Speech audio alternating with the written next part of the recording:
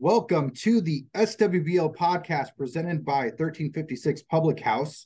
And tonight we have a very special guest on with us, the former manager of the SWBL Diamondbacks, the newest addition to the SWBL White Sox, and everybody's like the most loved wiffle ball player in the entire United States, Trent Steffes. Wow. How you doing, buddy? What's up? Great to be here. Great to see you. It's great. It's all good. It's all Oh, good. good. Yeah, Yeah. I couldn't tell you how excited I was when I heard that you were coming back, and I Hell just yeah. started thinking about like it was 3 years, but just all the fun that we had and the relationship you and I started to build, but also I can already picture like a run of guys that are going to be just pumped to see you. So I know. Yeah, I mean yeah, no, for sure. It was yeah, it's definitely a bigger weekend than just wiffle ball for sure. And Mhm. that comes into myself coming back for sure. So, yeah. Good, good. Yeah, Well, I'm really excited. yeah, good. Well, let's jump into it. What I want to start with is your time with the Diamondbacks, those 3 years between 17, 18, and 19. hmm Um, you know, um, yeah, you guys came down, you brought a lot of guys with you from Minnesota. I think Jimmy Cole played with you 1 year too, right? Yep. So Yeah, maybe in your inaugural year. that's Um, right. so, I just, what did you like about the SWBL? I mean, I guess what first drew you to the SWBL, and then once you got there and you played those 3 years, what kind of stands out about the league? There's certainly a lot that stands out about the league. And gosh, I think that what drew us to SWBL was definitely our connection that we built with the guys through NWLA tournament because we met them, the guys who were on the SWBL Cardinals. We met them in our the year that MNWA, that's my home league, the Minnesota Wiffle Ball Association. That's the league I founded with my friend Devin and our brothers. And all Devin was on the D-backs. He Mhm. was one of our players, number 22. He so we founded that league and then we brought a team out to NWLA tournament in 2014. And we were lucky enough to get drawn into the same pool as the Cardinals, SWBL. And so we got to kind of hang around them. We got to get to know them hanging around their bench in between games. And then we got our butts kicked by them that year in pool play, myself in particular. But it was a good time all around for sure. And so after that first year, we definitely kind of felt the bond and we bonded with like Chris Metter too. He's a huge like Minnesota sports fan. Mhm. So that was a big draw to us too, the connection to him. And so just kind of years and years, we knew them for like three years or so. And then Sam decided, hey, we're going to be expanding in SWBL, and we were thinking of doing an out of town team. And lucky enough, like through the bond that Sam and I had created, kind of being in just staying in contact and being friends and stuff, he afforded me that opportunity. And in 2017, I believe the league expanded to 9 teams. Mhm. And then, yeah, and we were given that ninth franchise. And yeah, like you said, we were able to get Jimmy Cole from out east. He's from upstate New York. He came out for that first year. And so once we got there and I brought down, like you said, a group of guys from Minnesota. And then we had handsome Matt Peisert. He's from Minnesota and he's back living in Minnesota now, but he was in Chicago at the time. Okay. And so we came down there and it was just this really it was like we went to NWLA tournament all over again. Like that's kind of the same feeling that I had with Devin. And I was lucky enough. Devin came down there with me and we went together out to that first tournament in Ohio together. And we both noted how similar it was, just that kind of feeling where it's like, wow, we found this community that like we never really thought we could be a part of. And it's like this kind of ready-made group knit of players and people around that we were like lucky enough to just kind of step into and really get to kind of fit into as well. Um And so that's kind of what kept bringing us back, was really just how, just kind of like accepting, like a lot of people were, because we went there, expecting to like hang out a lot with the guys that we knew from nationals and stuff like that. But then, we meet people like yourself, people like Jimmy Stout, and I'm going to leave people off the list for sure, but those kind of people that we didn't know going in, and then we meet and like bond with even more. And so then it becomes such this bigger piece of us than like even just NWA tournament is. And so it really just became kind of this like, wow, this is like a really unique wiffle experience that we were lucky enough to be a part of. Mhm. And then, yeah. And so then that's really kind of what kept us really into SWBL. Sweet, man. Yeah. Well, it didn't go so great for the No, team, certainly that not. is. Our first year was good, man. Yeah, first year was good. We all thought, okay, this is, they've got a year under their belt. They're going to adjust to the field and certain rules that we have and just our style Right. of play. And like next year, it's Yeah, going to it's be complete. complete. And Jimmy that year was pretty underwhelming. Like he was kind of expected to be a guy, the guy, and didn't Yeah. really have the best year. And then of course he goes and wins a championship with the With the Phillies, I think, Twins in the the very 13. next Yeah, year. yeah. Yeah, So and that was the worst. And Jimmy has said this to me so many times since then. He's like, that was the worst weekend of my wiffle career. And it's like, and I'm like, great. It had to happen on the one chance yeah, I've ever had to team up with a guy like as good as Jimmy Cole.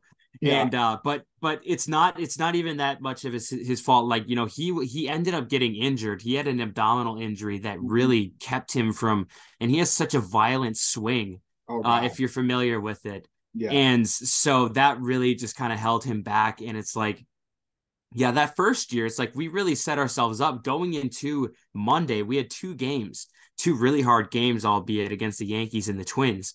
But had we won both of those games, we would have been 7-3 and found ourselves in the playoffs. And so, sorry, we would have been, I believe, 6-4 and found ourselves in the playoffs, because I believe we went into that day 4-4. And so, but like I said, we had Jimmy down, and that day he was like, guys, I just can't play anymore because I'm in so much pain. So it's like, okay, of course, you got a whole wiffle season ahead of you or whatever. And then the night before, Handsome Matt, he was on a rookie of the year campaign. And unfortunately, that was the weekend that he and his wife had to move into their new place, and so Britt was kind enough to let him go, but then it ended up becoming just a bit too overwhelming, and so he had to leave early. yeah, And so then it was left down to our skeleton crew of like myself and freaking Linder, mhm. out there starting in the field and starting pitching. And so it just kind of fell off. It just kind of fell apart there. And then that ended up being like an omen for the franchise too. Like we never got back to that level of competitiveness or relevance either. And I Mhm. really, like, honestly, and like you said, just having a year under our belts, you definitely would have thought that we would have gotten more into it. But I don't know. I just feel like I feel like everybody down there is so good at that, and it is weird because it's like an equal amount of playing time that we have because we all play that weekend. But yeah, that inexperience just it holds through even with a couple years under your belt. And I Yeah, would I would be willing to bet a lot of rookies and like people like even Cam Smith would be willing to back up that idea that this is a hard league to break into, even with a couple years under your belt. yeah. Well, I've been playing for a long time, and I'm not anything good, but my earlier career was better than my later career. It just seemed to be going Interesting. downhill. So now, granted, my playing time has changed a lot, and there were a bunch of years where I was cycling through players every. I mean, I would turn over my roster for like 4 years in a row, and so Right. always felt like I had to be like the level one, and I think I put a lot of pressure on myself. And but it's not. We're not talking about me. But you're right. Understandable It though. does take time. Like you have some guys who come in as rookies and they explode and they have amazing rookie seasons, and then they have like a sophomore slump and they kind of come back down to earth, and they may still be good players, but they don't ever get back to what they were. And then you get the anomalies, of course, like oh Corey McCarthy is a good example. He comes in, just kills rookie of the year, wins MVPs the next year. Like he's, you have those, but then you have guys really who are seriously. slow, like it takes a little bit of time to kind of build up. I mean, look at Jackson, and Jackson was for a long period of time kind of limited to just pitching, just based on the roster. But now he's a solid hitter, and he's really coming to his own. So yeah, it can take time. And and now with roster sizes getting bigger, the playing time makes it even harder. It kind of elongates that. I think so. But you guys did win National Fun Team of the Year that first year. We So did. I don't know if you remember that. That was So you're barely. And I think that's part of the reason. Yeah. You might be one of the only teams. I didn't look it up, but you might be the only or one of the only teams to win that award for the SWBL. Yeah. So I can't think. We've obviously had franchises of the year, and you guys won that in 2019, your last year. But I can't think of a team that won that award besides you.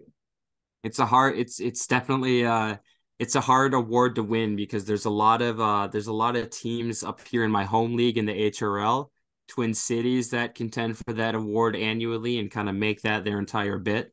But but what happened there was just kind of like lightning in a bottle. Like it was just kind of a perfect storm. Like we just had a great time. And I think the thing that really set it over the edge was the rain delay that we had that year, because there was a big old rain delay right in the middle, like a classic SWBL one. And that's when we brought out the Bombay. And that's when we started passing that around. And man, that just got real blurry real quick for myself. And it's like, man, okay. It's like, well, we got this rain delay, so we're just going to keep drinking and drinking and drinking. It's like, and then, so it's like, I had a couple Bombay, had a couple gin and juices, and then it's like, all right, we'll switch to beer, but that just kept going down too. And then it's like, oh, the rain's over. And then, so they're getting ready to take the tarp off the field. Well, then there goes Jimmy Cole, shirtless, and, I'm sure wearing more clothes than he wishes he was. He goes and starts sliding across all the tarps out there like a slip and slide, and, making everybody laugh and loving that video, having the whole crowd chant Jimmy.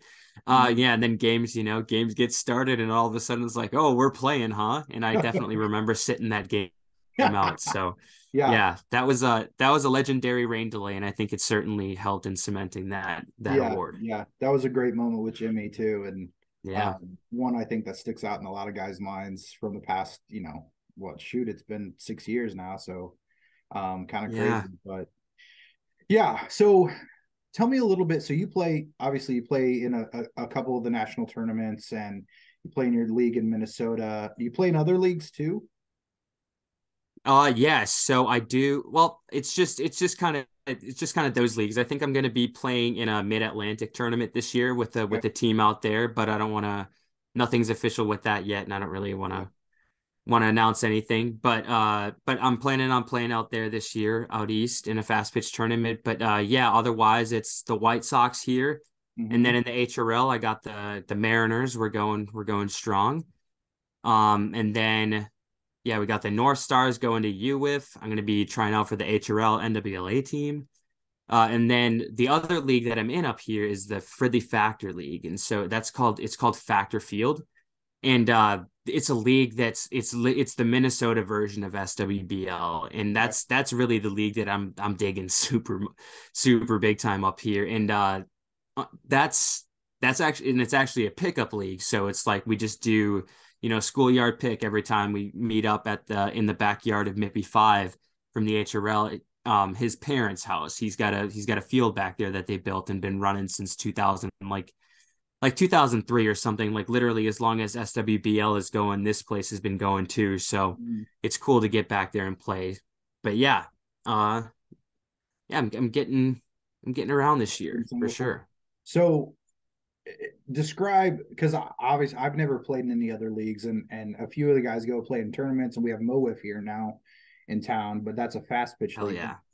Mm-hmm. Having the whole season be in one weekend seems to be a big talking point, at least from what I hear about people who travel and how unique that is. Like, just tell me about how, I guess, when you compare other leagues to that fact that we play everything in one weekend. I mean, it does suck because if you're not hot that weekend, if you're playing bad, it makes for a long weekend. But if Right. you're playing Well, it makes for good, a long year. That's the yeah, thing. that's true too. Yeah. Exactly. That's exactly it. Is that the thing where SWBL doesn't differ from a lot of leagues is that like the hype is so real and so like and so amplified. Like it's like it's similar but almost bigger with SWBL when it comes to the hype. And like you said, with it all being in a weekend, like I know from personal experience, like you could have a bad weekend and then it's not like in HRL where it's like, oh man, I had a bad week and it's like a bunch of bad stats are going to go in, but it's okay. It's 1 out of 18 weeks that we have. Mhm. And so I'll come out the next week and maybe play twice in a week to try to recover from that. No, it's like it's an entire weekend. And so if you have the down weekend, like if something's wrong, if something's nagging you like the body or the mind or something like that, it's like, oh man, now it's an entire off season because again, the SWBL doesn't differ there, where you got the same off season kind of blues and off season hype and stuff like that, but it's just so elongated. Mhm. That's where it differs, and so yeah, and I mean, it can be like you said, it can be just complete agony or total thrilling. So Yeah. Yeah. that's kind of the beauty of it Yeah. is the high risk, high reward. Yeah, for sure. It does make for the off season is so long. It feels Right. like you get off the field on Monday and you're like, all right, I want to do that again. And then even if you're like, oh, I'm glad we don't play right away or next weekend or anything, and we have summer league to kind of help that now, but Mm-hmm. especially hosting the podcast over the past year, it's like, boy, it's just it can't get here soon enough. And then you get past January Yeah. and you're like everything starts ramping up and everything's happening. And then so by the time you get there Friday, like you're like running to the field. You can't wait to get there. Oh my God. Exactly. Like it's yeah, when we would get into town from doing the road trip, it was like we would get to the hotel and put our stuff in there as fast as possible just so we could get to the field. Yeah. Yeah, it was no, yeah, for sure. I get that feeling too. Yeah. So before we move on, one last question about the Diamondbacks period. Do you have any Yeah. favorite memories, like anything on the field, off the field, just anything that really like sticks out to you that you really are fond of a memory of? There's so much because that was I mean like man, like it was just such a great bonding trip for so much of it. And it's like I was able to team up on the D-backs with so many people. Like a lot of people like people I consider my best friends I was able to team up with on the D-backs and like in like SWBL weekend like has stood out as like a highlight in those friendships. And so like that's kind of like just kind of like an overall memory, but like honestly a specific thing that I really look back on with a lot of delight is something that maybe not a lot of people know is there's a guy on our team named Evan Bischoff, and Evan is he goes by Little E, that's his nickname. And Evan is originally from Michigan. He played in WSEM and he won a couple national titles with them at NWA tournament. And Evan he did a summer internship uh in 2017 in Minneapolis, and so he was able to play in HRL and he was on my team, and we were able to we became friends, and then Evan moved down to and still lives somewhere in Nebraska. And so when that happened, I said, hey man, I got this team in Missouri, would you come on down? And so yeah, he did. And so then that was just another way to kind of reunite with another teammate of mine. And so, yeah, that's something that like is just like, I don't know, just kind of like really personal to me that kind of sticks out. And I mean, there's a ton of on the field stuff like Jay Zimmerman, our tall left fielder, once cleated himself while he was diving for a ball. Like Mhm. he dug his knee into the ground and then slammed his and then then his cleats stuck up, and then he slammed his other leg into it, and he goes, "Oh God, I cleated myself." And just like every video I've ever seen of the D-backs, there's just an enormous amount of chatter and shit talking from the D-backs to other D-backs. And so just looking back on that is another great highlight. Like literally any video of the D-backs, you can hear somebody just berating another teammate for something. And yeah, and I mean that's just kind of the culture that gets you one win in 2 years. Yeah, that's so fun though. Yeah, I'll have to go back and watch some of those old videos and just listen for that now. So yeah, especially that first year. Like basically any year with Linder down there was pretty yeah, pretty talk heavy. was real quick, was he the one that tore his hamstring? No, that was Devin. That was Devin. Devin. That yeah, that That was was another that's that I was remember. Okay, when brutal. I was going over the like the misfortunes that the D-backs had that year, I'm like, I'm missing one. I can remember there was one more thing, and that was it. Yeah. Devin, yeah, basically like really hurt and strained his hamstring or his quad or something, Mhm. sliding or like accidentally slipping into home plate. And Yeah. yeah, and he was another guy who was going off for us that weekend that we didn't have going into that last day. Yeah. Yeah. I totally forgot about that. Yeah. Yeah. That was brutal. He was in Yeah. a lot of pain when that happened. I remember that. So Yeah. Yeah, yeah. he's an overdramatic guy too. Well, so you're making your return, as we've obviously said. Yeah. What are you looking forward to most this year upon your return? I'm really looking forward to being able to kind of make a name for myself pitching. That's kind of something that never really happened for me in SWBL before, and really kind of anywhere I've gone. I had a good rookie or I had a good year in HRL a couple of years ago, but it was nothing really noteworthy. But this is something that I really specifically for SWBL started working on kind of as I got over an injury a couple of years ago in 2020. I completely ruptured my Achilles playing wiffle ball. And so getting back from that, it You was hit a home run, yeah, didn't you? I did. Yeah. It was on a home run. Yeah, it was a bit of over celebrating, but yeah. But kind of getting over that, it was like, all right, I definitely want to get back into wiffle ball, but it's like I kind of want to be a different player, like, and I want to, and it was something that like it was a good way to kind of like exercise and get the leg moving too, just throwing bullpens and just throwing wiffle balls basically outside, and so just kind of like wanting just from that, it kind of developed into like, all right, I think I can be a pitcher now, and then kind of throughout the year. And then towards the end of HRL, I started to pitch in some games and I was able to like be effective. I'm like, all right, cool. I think I can do this. And so that became kind of my selling point for myself going into SWBL was like, all right, I can go down there and like, I really think I can be an effective pitcher. Especially because it's like just the way my mindset has changed and from the experience of being down there and in this for the factor field that I was speaking of. Like I said, it's a lot like SWBL in that it's basically it's a slower pitch league, and you're basically like you're like you really got to pitch because if you just throw balls over the plate, guys are good enough that they're going to just yak home runs over the fence all the time. So it's like you really got to pick your spots and like pick out where you're going to throw the pitch. And so that league, like, again, it's a slow pitch league, but it really kind of taught me how to pitch Mm-hmm. and like not just throw. And so it's like I kind of had that mentality. It's like, all right, I think I can do this for SWBL. And so, lucky enough, the White Sox were looking for something kind of in that something to fill that type of role for them. And so yeah, that's what I'm most looking forward to this year is to be able to kind of solidify myself as a pitcher down there in SWBL and Yeah. see what we can do. Yeah. So is that the role? Like, that was going to be my next question. Like, did John kind of tell you what type of role you're going to be playing? Is it pitcher only? Is it like so many at bats? Is it full lineup? Yeah. So I think so the role that I kind of agreed to and I'm totally fine with is just kind of like that number 2 pitching role.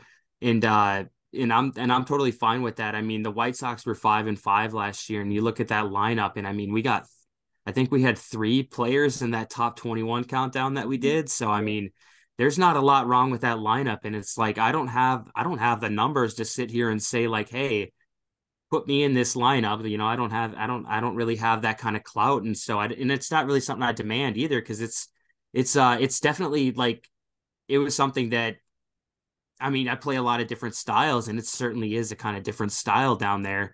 Especially, and it's kind of like with the foot and running in that slant downwards into first base. It's like that kind of, I was always like, I think I told Sam once, I'm like, I think I've had my last at bat at the Blur in my life just because of the foot. And so it's like, I think that, it's healed a lot since then. So maybe not, because, Yeah. if there's kind of garbage, if there's garbage time either way, up big, down big, or something like that, maybe I can squeeze in there for an at bat and try to see what I can do. Cause it's like, I hit 40 home runs at this league at Factor Field, and it's like the power's coming back too. So there's definitely something there, but I'm not trying to upset something that's working. So Yeah. if it ain't broke, don't fix it when it comes to that lineup. So Yeah. I'm cool with it. Yeah. Like you Yeah. said, Jackson's coming into his own. Yeah. Well, yeah. So yeah, and they've, they built a nice roster. They got two lefties on that squad too, hitting from the left side, which some would say is a disadvantage with the trees. Right. I think John would tell you, depending on the at bat, it's a disadvantage. You'll know if he's mad or not. But yeah, I mean, it creates more diversity, and it gives them more depth, even as a hitter, right? Like you said, if you get one or two at bats, it just gives them more depth. Somebody goes cold and John wants to make a move or change something, or just Yeah, and like you said, hey, changes. that'd be a third lefty look up there too. And I love being on teams loaded with lefties. The Mariners are loaded with lefties. A lot of my national teams are. I love that kind of stuff. Yeah. Yeah. Yeah. And I think that was, a thing they were sort of experimenting with last year, was the rotation, right? Yeah. Obviously they had Jack, but then who was going to step up and be that number two? And Ty pitched for him. And I'm blanking now. Sorry, guys. Was Leon down there? Leon wasn't there last year, so Okay. I was Cornell, Derek. I see. Derek pitched for him, and they were just trying to figure that out. And so I think having you there as a number two just kind of maybe settles that a little bit. And as they go into year two of it too, so it'll be exciting. It'll be exciting to see on the mound, something we didn't see a whole lot of, in those first 3 years with the Diamondbacks. So yeah, certainly. It was definitely something I cared to took a lot of care of to bring down pitches there for myself. But yeah, no, I'm really excited. It's I'm excited to take that mound out there for sure. Yeah. You might be, I don't know for sure, but might be the front runner for comeback player of the year, because I don't know how many guys are coming back that missed last year, but yeah, in at least in my opinion right now, yeah, you're the front runner for that award. So could look at some more trophies in the sweet case. Well, hey, there's nowhere to go but down from being a front runner for a preseason award. But hey, it's like we said earlier in this podcast, like this could go completely pear-shaped and just like bottom up and just who knows. But like that's definitely not the mentality I'm bringing into it. But like, yeah, I'm just like I'm excited to go down there and give these guys some really good innings, some meaningful innings, and get us to the playoffs so that we can get down there. Yeah. And hopefully, like you said, other stuff like that. But man, it'd be nice to hoist that big trophy for sure. Oh, yeah.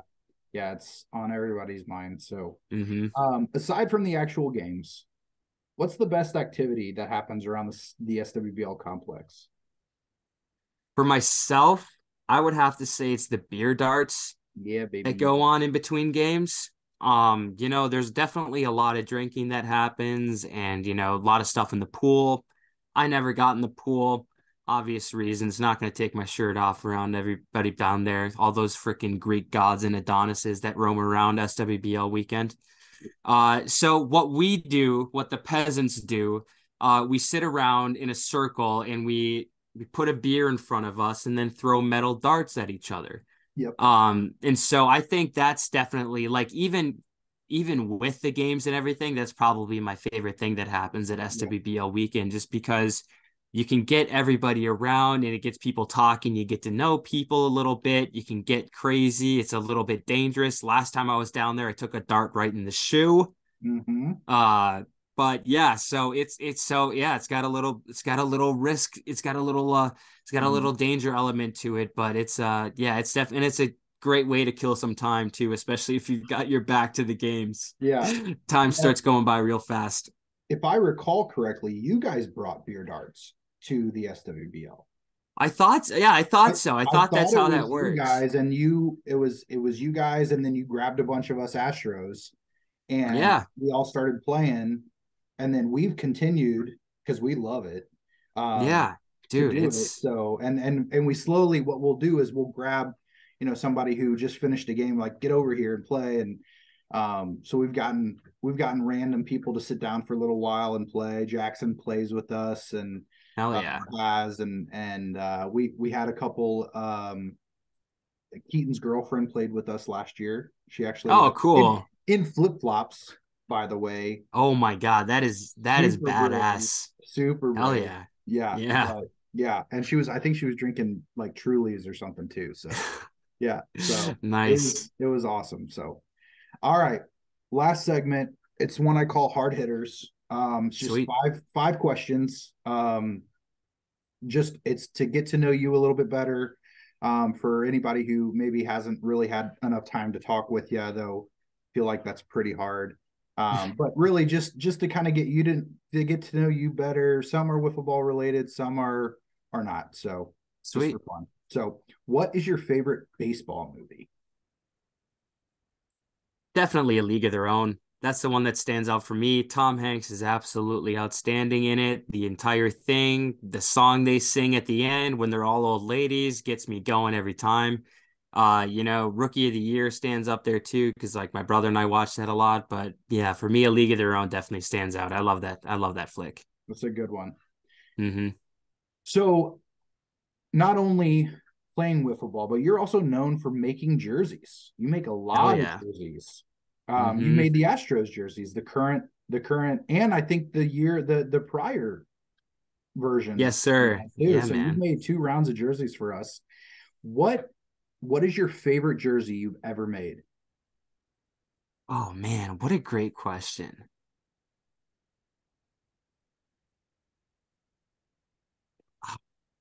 I would have to say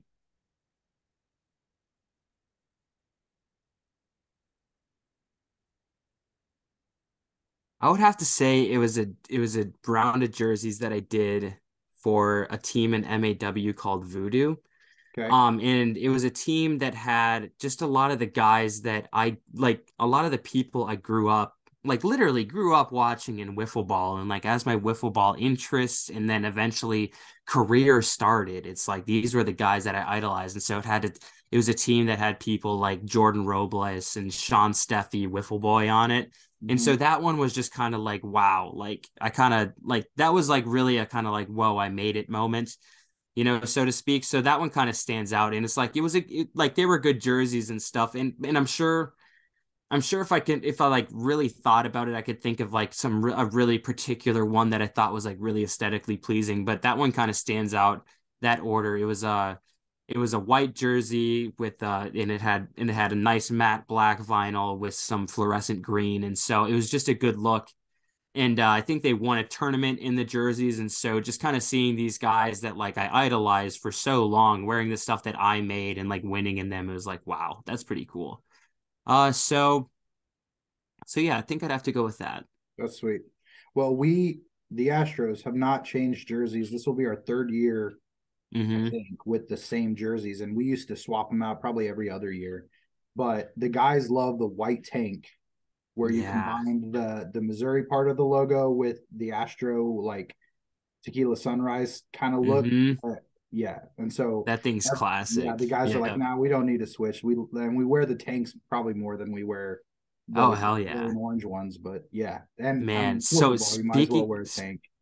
Hell yeah. Speaking of the gray and orange ones, I just had this subconscious thing where this year I just posted it on my Instagram, but there's a expansion team in the HRL called the Space Cowboys. Oh And yeah. I did a set of uniforms for them, and it's like this nice, cool, like kind of space themed uniforms. And then I totally realized after I posted it, I'm like, oh my God, these are the SWBL Astro shirts that I did. So it's the same thing. It's the orange sleeves with the kind of gray bodies, and it's for like, and it's like we're both space themed too. I'm like, Yeah. oh my God. So there That's it is. Like that was a yeah. connection. It was just thinking. But yeah, those are both two ones I'm really proud of for Yeah. sure. They're awesome.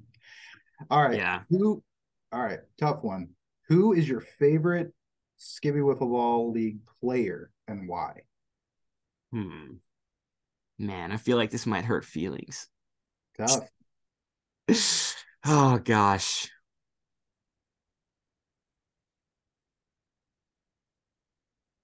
Let's see. I'm